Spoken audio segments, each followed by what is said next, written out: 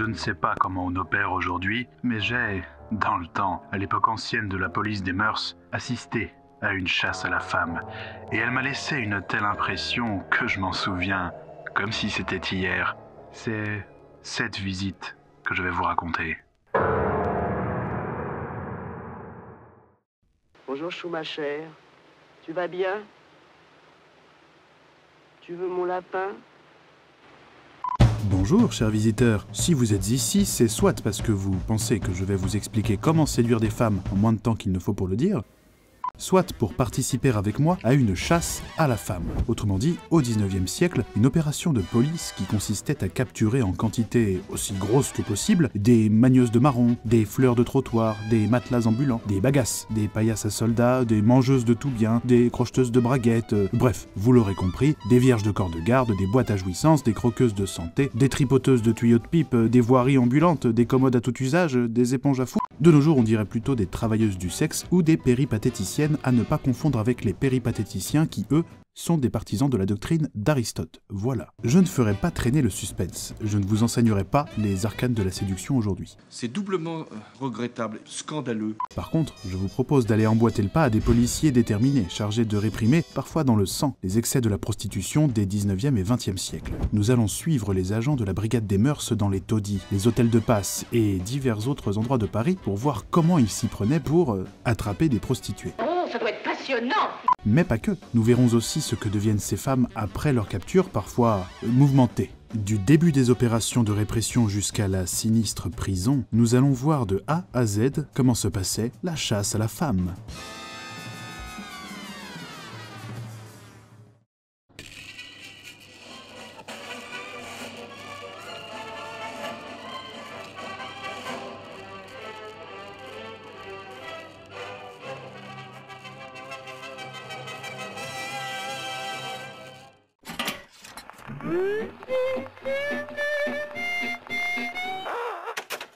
Bon, avant que nous nous lancions, je me permets de vous rappeler qu'ici nous n'avons pas pour objectif de juger une pratique ou des individus ayant existé il y a plus d'un siècle. Nous sommes pas là pour juger.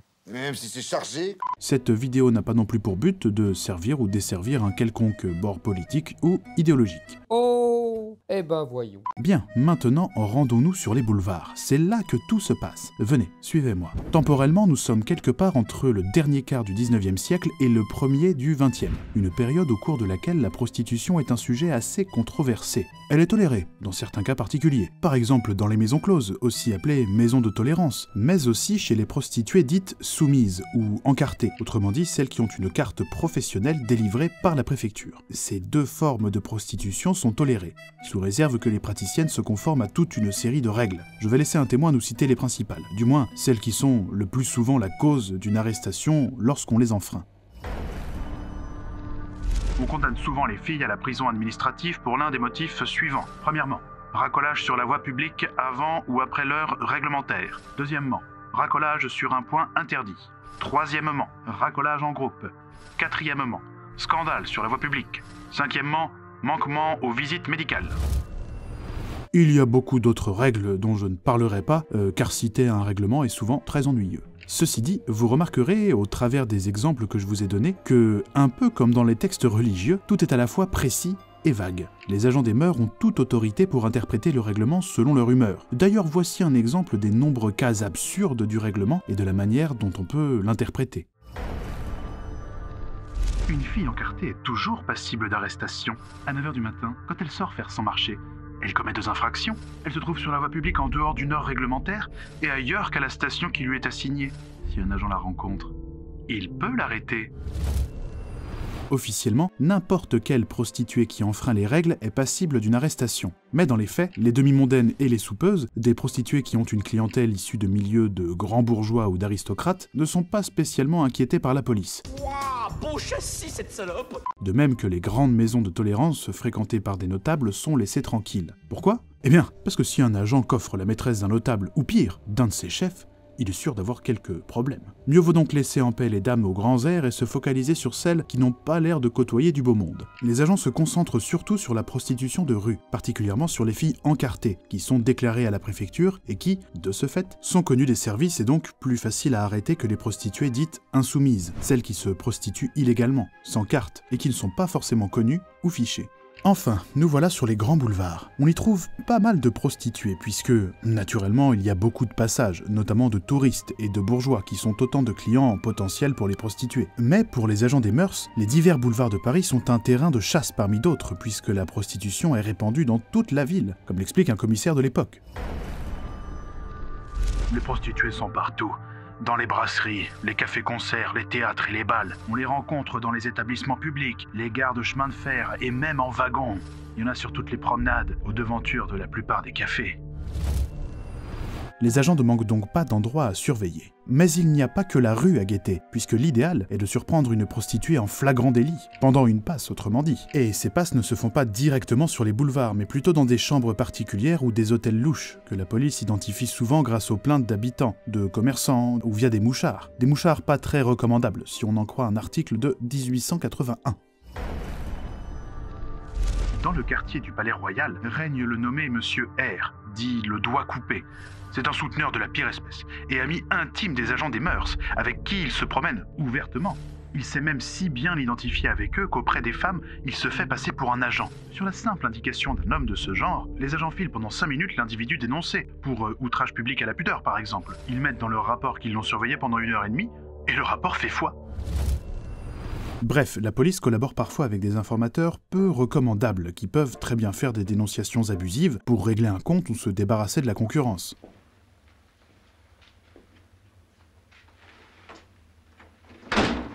Qu'est-ce que ça veut dire? Tu dis pas bonsoir à mon pote? Et si les agents s'ennuient ou n'ont pas de piste, ce qui n'arrive jamais, mais admettons, ils n'ont qu'à ouvrir un des nombreux courriers de dénonciation qui viennent garnir la boîte aux lettres de la préfecture. Oh, ces lettres sont souvent écrites par vengeance, par des amants éconduits, des souteneurs ou des maquerelles qui veulent évincer la concurrence, etc. Bref, elles ne valent pas grand-chose, mais qu'importe. À la brigade des mœurs, on préfère pêcher par excès. Mais éteignez ça, voyons! Mon Dieu! Outre la surveillance de la prostitution de rue, la police est également chargée de garder un œil sur les maisons closes qui, elles aussi, ont des règles à respecter. Entre autres, pas de lycéens et de soldats en uniforme dans l'établissement, pas de tenue indécente quand le personnel est de sortie, pas de racolage aux fenêtres, etc. Mais d'une manière générale, les maisons closes sont moins surveillées, les délits sont plus compliqués à constater et surtout, les agents se montrent très cléments et compréhensifs quand les maquerelles leur offrent des passes. Oh, le cochon, il se la coule douce. Vous vous en doutez, la chasse à la baleine se fait... La chasse à la femme, pardon. Vous vous en doutez, la chasse à la femme se fait surtout le soir, pendant la nuit, ce qui est normal puisque la prostitution va de pair avec la vie nocturne parisienne. Mais tout ne se passe pas forcément au clair de lune, puisque certains établissements clandestins comme les boutiques à surprise ou les maisons de rendez-vous sont plutôt actifs en journée, notamment dans l'après-midi. Il faut donc y aller quand l'activité bat son plein pour pouvoir constater des flagrants délits. Bon, vous avez le tableau. Vous savez quand on va chasser, vous savez où il faut traîner pour espérer faire de bonnes prises, et vous savez qui sont les proies. Passons sans plus attendre à la suite.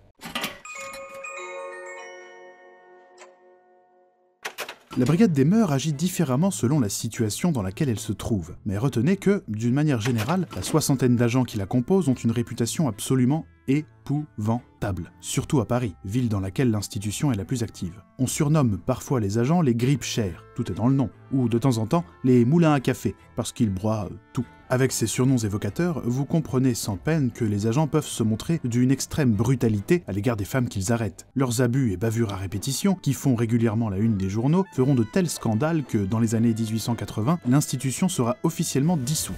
C'était un bien pour un mal, puisqu'à l'issue de la dissolution, les agents des mœurs sont intégrés à ceux de la sûreté, l'équivalent de la police de l'époque, sans pour autant spécialement changer de mission. Autrement dit, au lieu d'avoir une brigade des mœurs officielle, distincte, les agents sont noyés dans la masse de l'institution, mais continuent d'agir. C'est une catastrophe. Ceci dit, la brigade des mœurs sera officiellement reformée au début des années 1900 et sera renommée brigade mondaine. Police! Police! Police! Police!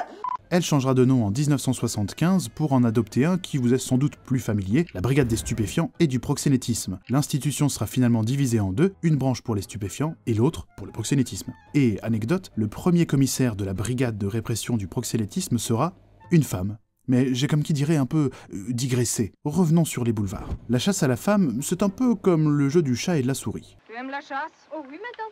Et vous? Les agents patrouillent à 2 ou 3 et guettent les contrevenantes au règlement. Dès qu'ils en repèrent une, ou qu'ils pensent en avoir repéré une, ils peuvent aller lui parler et décider de l'arrêter ou de la laisser en liberté. Pas sûr, hein.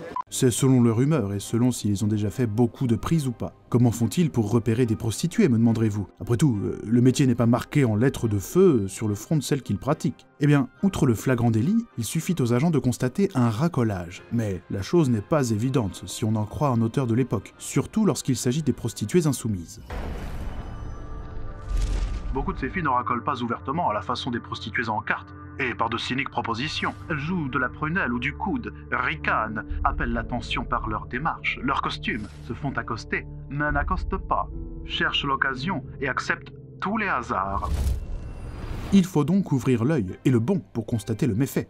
Enfin, je dis ça, mais les agents ne prennent parfois même pas la peine de relever une infraction pour appréhender une soi-disant suspecte. Voici un exemple. Les agents voient une femme, une ouvrière. Ils la suivent tout en se consultant l'un l'autre. Elle est bonne? Je crois que oui. Je crois que non. Arrêtons-la. Ceci dit, ils sautent dessus et l'empoignent, à lui broyer les bras et les épaules. Tant pis pour sa toilette. Si leur étreinte déchire la robe et écrase le chapeau. Elle peut crier, elle peut protester. Quelques taloches accompagnées d'injures débitées dans un argot spécial l'auront bientôt mise à la raison. Nous sommes ici pour chasser, mon Dieu de bois. Cette histoire n'est pas exceptionnelle. Il y en a une flopée d'autres dans le même style abusif et absurde. Par exemple, certaines femmes se font arrêter sans aucun motif, seulement parce qu'elles se promènent dans la rue au bras d'un homme avec qui elles ne sont pas mariées. J'ai aussi noté l'exemple d'une jeune fille arrêtée dans une gare alors qu'elle était sur un banc entre ses deux parents à attendre son train, ou bien celui de femmes arrêtées parce qu'elles se promenaient seules dans la nuit ou très tôt le matin, pour aller au travail par exemple. Non, je vous jure que je vais pas travailler, je vais juste à la pharmacie pour vous... J'ai dit pute! Bref, vous comprenez peut-être mieux pourquoi le zèle un peu trop prononcé de la Brigade des Mœurs n'en fait pas vraiment une institution en odeur de sainteté. Oh, bien sûr, les filles qui se font mettre le grappin dessus ne se laissent pas forcément faire, surtout quand elles sont arrêtées arbitrairement. Mais vous allez voir que résister ne sert pas à grand-chose. Je vais laisser un témoin vous expliquer. La malheureuse résiste quelquefois. Elle crie. Ses protestations n'ont pas d'importance. Le rapport de l'agent est un document infaillible. Il le corsera si elle fait sa tête. Elle n'a donc qu'un seul parti à prendre, se laisser emmener. Les vieilles se résignent. Elles ont l'expérience. Le meilleur moyen de négocier avec les agents des mœurs est, semblerait-il, de leur parler le langage de l'argent. Et encore, ça ne marche pas à tous les coups. Mais si la suspecte s'obstine, refuse de coopérer et finit par s'enfuir, les agents peuvent la prendre en chasse de la manière la plus simple du monde, en lui courant après. Les courses-poursuites, quand elles ont lieu, sont souvent assorties d'accidents, surtout du côté des filles qui doivent s'enfuir en robe. Les interpellations peuvent être assorties de bagarres qui se soldent souvent par des blessures. Des blessures plutôt du côté des suspects, hein, cela va de soi. Ceci dit, j'ai déterré pour vous l'histoire d'une prostituée qui a accompli l'exploit de ne jamais se faire arrêter par les très motivés agents de la police des mœurs. On la surnommait la môme 1000 kilos. Et si elle ne s'est jamais fait arrêter, c'est tout simplement parce qu'elle était trop grosse et trop lourde pour être transportée où que ce soit. Les agents avaient donc pris le parti de l'ignorer. Voilà donc dans les grandes lignes comment on opère dans la rue. Mais pour les rafles dans les bâtiments, ceux dans lesquels on guette le flagrant délit, les choses sont légèrement différentes. Les policiers sont en plus grand nombre. Ils s'arrangent pour consulter préalablement les registres du lieu dans lequel ils planifient leurs rafles. Par exemple, s'ils projettent de faire une descente dans un hôtel, ils vont consulter la liste des clients. Toutes les femmes qui sont seules et qui louent une chambre sont automatiquement suspectées. On va donc leur rendre une petite visite. Voici ce qu'un témoin direct, qui a participé à l'une de ces rafles, nous raconte sur le sujet. On commença. C'était simple et sommaire. L'hôtelier, une chandelle à la main, marchait devant nous, portant également le trousseau de double de clés. Le commissaire le suivait, puis son secrétaire, puis 2 inspecteurs des mœurs, porteurs de bougies, puis les autres agents. La fine équipe fait le tour des chambres suspectes, et parfois des chambres non suspectes puisqu'il arrive qu'elles se trompent. Si on trouve matière à arrêter quelqu'un lors de la tournée, on ne se prive pas. Mais comment savoir qui arrêter? Eh bien pour faire simple, hormis les hommes seuls, tout le monde est suspect. Une femme seule est suspecte, les femmes qui dorment à deux dans le même lit le sont encore plus, car on les prend pour des éplucheuses de lentilles, comme on disait à l'époque, des adeptes de la magie goudou, pour le dire d'une façon plus contemporaine. Les femmes qui sont surprises dans le même lit qu'un homme qui ne peut pas prouver qu'il est bien le mari sont également susceptibles de se faire embarquer. C'est ma maîtresse! Et c'est encore plus louche si on s'aperçoit qu'une femme, qui est pourtant inscrite seule sur le registre, partage en réalité sa chambre avec un monsieur. Gare à elle. D'ailleurs, lors d'une descente, un suspect nous a rapporté une drôle de scène. La police vient de tomber sur un couple. L'homme prétend que la femme est sa maîtresse et la défend. Toutefois, il refuse de donner son identité, son adresse et de montrer ses papiers au commissaire. Les agents finissent donc par embarquer la femme. Et voilà ce qu'il se passe. L'homme se recoucha, et bon gré mal gré, la fille dut s'habiller et repartir. En sortant entre deux agents, elle lança une parole de colère à son compagnon qui, revenu de sa première fougue, lui répondit sèchement « Fous-moi la paix, hein, est-ce que je te connais? Je sais même pas ton nom !» Vous l'avez compris avec cet exemple qui, semble-t-il, est assez commun lors des rafles, les clients des prostituées ne sont pas inquiétés par la police. Et pour cause, on ne sanctionne que les prostituées, pas les clients. C'est comme ça. Au cours de la nuit, la police multiplie les arrestations et les interventions du type de celles que nous venons d'évoquer. Et lorsqu'on a coffré assez de potentielles prostituées, on retourne au commissariat pour la suite du programme, car oui, ce n'est pas terminé. Toutes les femmes appréhendées sont collées au violon. C'est le surnom qu'on donne aux cellules sommaires qu'il y a dans les commissariats. Vous l'avez compris, avec les méthodes discutables et expéditives de la brigade des mœurs, dans le lot des femmes raflées pendant la nuit, si certaines sont arrêtées à raison, d'autres étaient juste au mauvais endroit au mauvais moment, et se retrouvent emprisonnées de façon totalement arbitraire. Comment donc faire pour trier le bon grain de l'ivraie? C'est très facile, les femmes seront interrogées une à une par le commissaire. Après lecture des rapports des agents, rapports qui, je vous le rappelle, peuvent être particulièrement salés si la prévenue n'a pas beaucoup coopéré, le commissaire demandera à ses suspectes du jour ce qu'elles faisaient dans le quartier où on les a arrêtées, si elles sont mariées, quel métier elles exercent, leur adresse, etc. À l'issue de cet interrogatoire, on relâchera la suspecte. Ou pas. Elle pourra mijoter au violon un jour ou deux, le temps qu'on vérifie les informations qu'elle a données, à moins que son mari, son père, son frère ou autre, prévenus par les policiers, ne viennent la chercher au commissariat pour la sortir au plus vite de derrière les barreaux. Auquel cas, la demoiselle arrêtée à tort sera relâchée. Avec un peu de chance, elle pourra même recevoir les excuses de la police. Mais dans tous les cas, elle aura perdu une demi-journée de sa vie au poste et, dans certains cas, sa réputation. Puisque se faire arrêter avec panache par la brigade des mœurs dans son quartier, même si on n'a rien fait, ça peut avoir des conséquences. Mais si la femme est reconnue prostituée, que ce soit à tort ou à raison, que lui arrive-t-il? Je vais vous le dire, mais ce n'est pas très joyeux.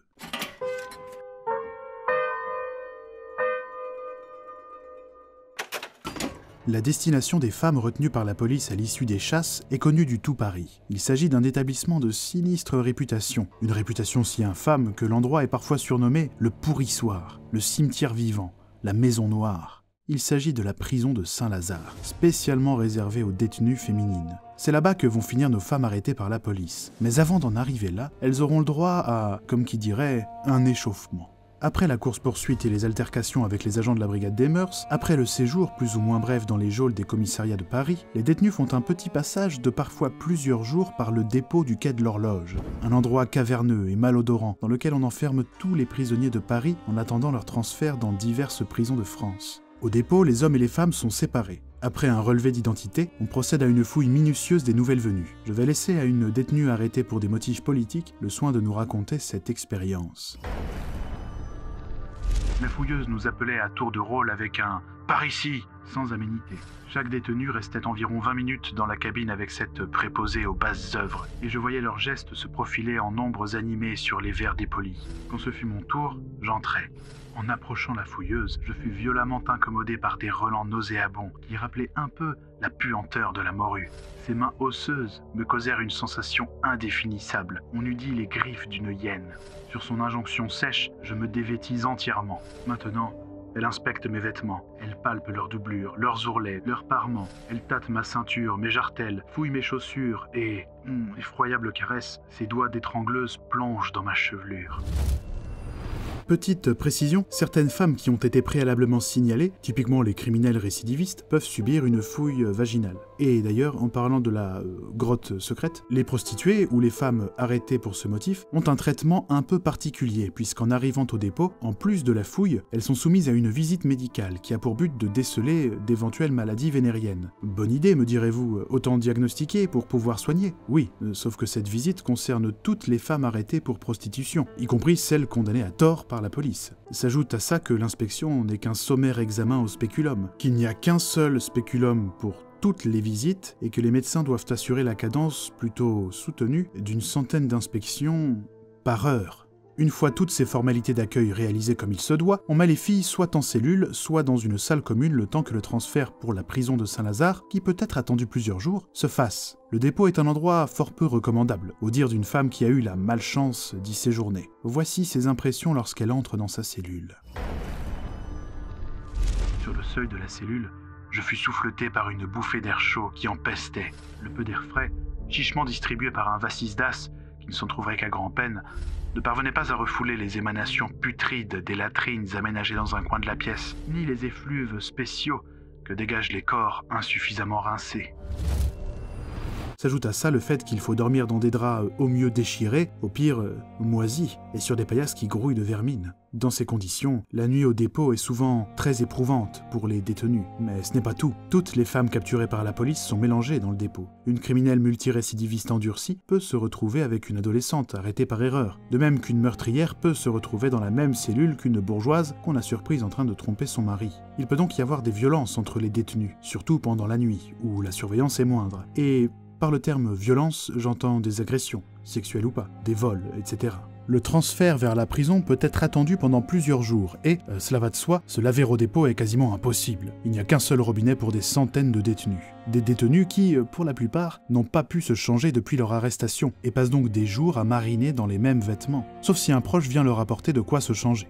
À l'issue de leur séjour au dépôt, séjour qui peut durer plusieurs jours, les femmes partiront pour la prison. Voici le véhicule à bord duquel elles feront le voyage. C'est ce qu'on appelle un panier à salade, une sorte de grosse voiture fermée dans laquelle sont entassés les futurs pensionnaires de Saint-Lazare. Voici à quoi ressemblent ces véhicules de l'extérieur. Mais je vais laisser à une détenue qui a fait le voyage du dépôt à la prison le soin de nous décrire l'intérieur. Au milieu, il y a un étroit boyau qui sépare deux compartiments de placards alignés de chaque côté de la voiture. Les placards, fermés par des portes verrouillées et percés de petits trous dans leur partie supérieure, sont à peine aérés par une trappe tout en haut de la cloison extérieure. Ils sont de dimensions si réduites que l'on ne peut y séjourner qu'à la condition soit de se tenir immobile si l'on veut rester debout, soit de ne pas allonger les jambes si l'on veut s'asseoir sur la planchette fixée à l'une des parois. Si on entasse les prostituées dans ces austères fourgons, c'est pour une bonne raison. Jadis, elles étaient conduites à pied à Saint-Lazare, mais le cortège provoquait du chambard à tous les coins de rue, et les gardes, assez facilement corruptibles, étaient promptes à relâcher inopinément une détenue en échange de faveurs. En mettant les prostituées dans le fourgon, on les cache et on limite les débordements et les évasions. Mais n'allez pas croire que les nouveaux gardes qui surveillent les paniers à salade sont moins corruptibles que les anciens qui allaient à pied tels des pèlerins. Certes, ils ne laissent s'échapper personne. Cependant, pendant le trajet, ils peuvent donner un peu d'argent, du tabac ou de la nourriture, autrement dit des choses qui ont une immense valeur en prison, à des filles, en échange d'une passe. Une passe qui se fait donc dans le panier à salade, pendant le trajet jusqu'à la prison. Vous ne me croyez pas, je vais laisser une détenue vous convaincre. J'entendis alors qu'on ne s'en faisait pas autour de moi. Des verrous avaient été tirés. Des portes avaient été ouvertes et des chuchotements, mêlés à des rires étouffés de femmes en pamoison, venaient jusqu'à mes oreilles. Je me penchais pour regarder à l'intérieur du couloir, mais, pétrifié, je me rejetais aussitôt en arrière. Les deux gardes étaient étrangement occupés.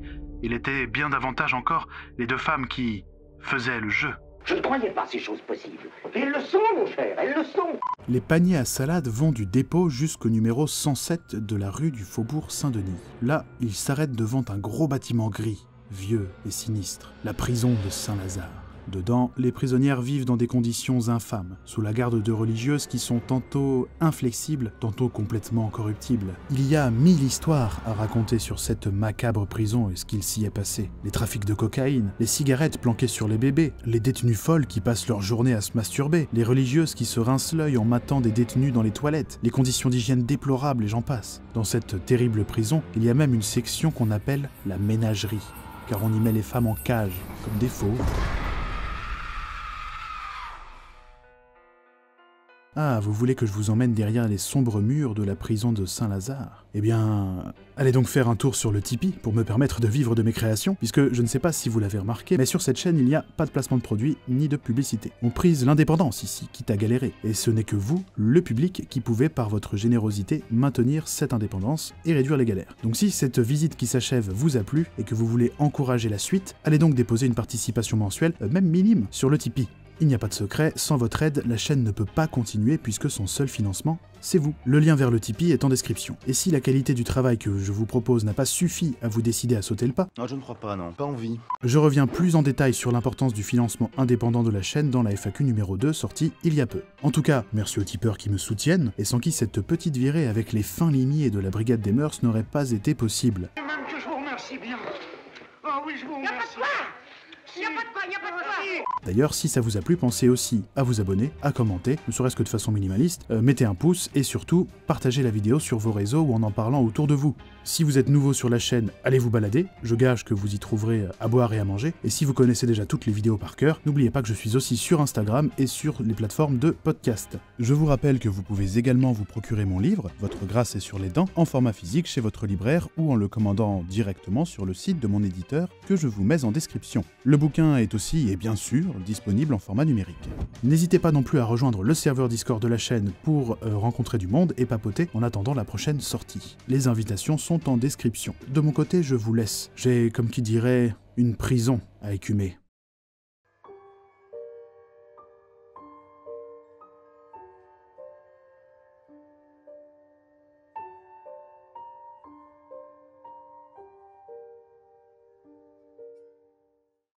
Qu'est-ce que tu me veux, connard?